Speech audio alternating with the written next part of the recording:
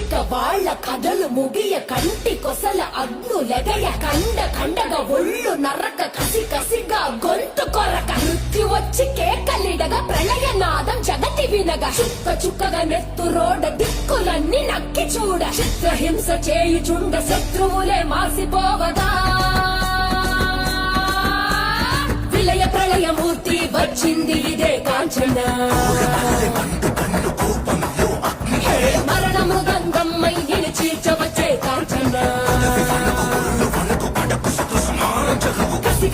కసిక నిన్ను ఖండించేసి పోగా కాళ్ళ రాచి నేడుని కథ ముగించేసి పోగా వచ్చింది రా హోరు గాలిలాగా వచ్చరా నిన్ను నరికి పోగులెట్ట వచ్చరా